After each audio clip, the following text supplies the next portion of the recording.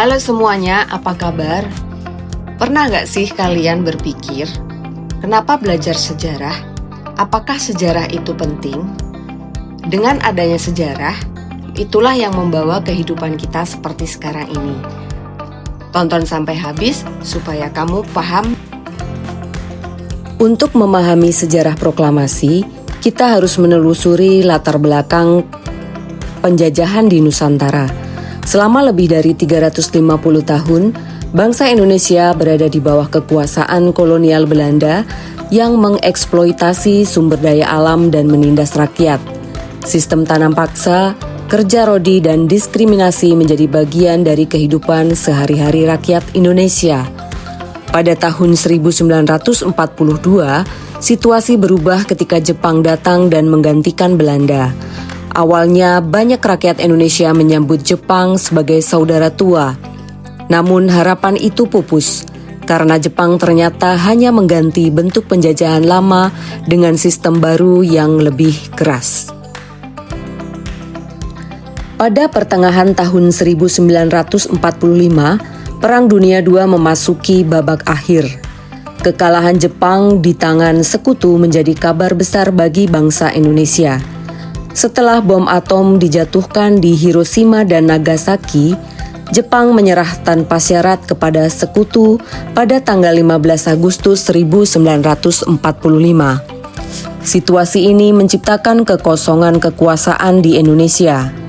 Para tokoh nasionalis melihat peluang emas untuk segera memproklamasikan kemerdekaan sebelum sekutu mengambil kembali wilayah Indonesia. Namun, muncul perbedaan pendapat antara golongan tua dan golongan muda yang mendesak agar proklamasi segera dilakukan tanpa menunggu izin Jepang. Perbedaan pandangan ini memunculkan peristiwa penting dalam sejarah proklamasi, yaitu peristiwa Rengas Dengklok.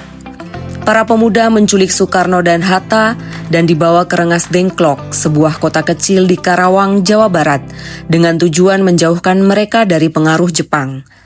Di Rengas Dengklok, para pemuda menegaskan bahwa kemerdekaan harus diproklamasikan saat itu juga, tanpa menunggu keputusan Jepang. Setelah melalui perdebatan panjang, akhirnya Soekarno dan Hatta bersedia untuk segera memproklamasikan kemerdekaan setelah kembali ke Jakarta. Sementara itu, Ahmad Subarjo berperan sebagai penengah dan menjamin keselamatan Soekarno-Hatta untuk kembali ke Jakarta guna menyiapkan teks proklamasi. Malam harinya pada tanggal 16 Agustus 1945, di rumah Laksamana Tadasi Maeda di Jalan Imam Bonjol nomor 1 Jakarta, dilakukan penyusunan teks proklamasi kemerdekaan Indonesia. Rumah Maeda menjadi tempat yang aman karena statusnya sebagai perwira tinggi Angkatan Laut Jepang yang bersimpati kepada perjuangan Indonesia.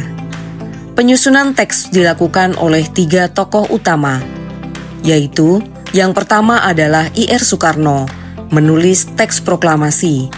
Yang kedua adalah D.R.S. Muhammad Hatta, memberi masukan isi. Dan yang ketiga, Ahmad Subarjo yang menyempurnakan redaksi. Setelah diskusi singkat, disepakati naskah final yang sederhana, namun syarat akan makna. Teks proklamasi kemudian diketik oleh Sayuti Melik dan beberapa perubahan kecil dari tulisan tangan Soekarno. Pada tanggal 17 Agustus 1945, di kediaman Soekarno, Jalan Pegangsaan Timur nomor 56 Jakarta, rakyat mulai berdatangan dengan antusias. Sekitar pukul 10 waktu Indonesia Barat, Soekarno dan Hatta keluar dari rumah untuk memimpin upacara sederhana namun bersejarah.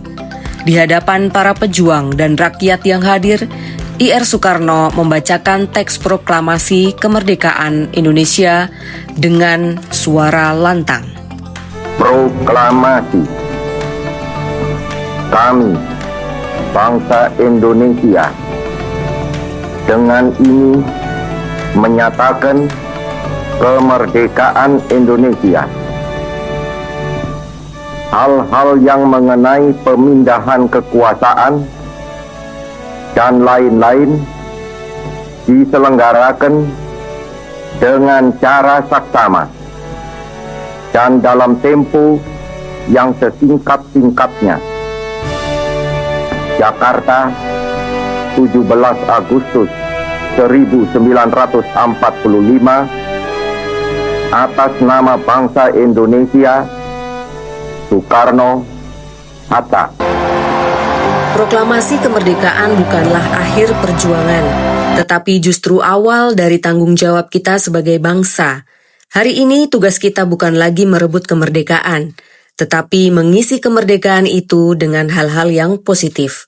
Sebagai pelajar, kita bisa mulai dari belajar dengan sungguh-sungguh, menghargai perbedaan dan menjaga persatuan, karena masa depan Indonesia ada di tangan kita. Jadi, pertanyaannya, hari ini kita sudah berbuat apa untuk Indonesia? Terima kasih sudah menonton, semoga bermanfaat. Sampai jumpa.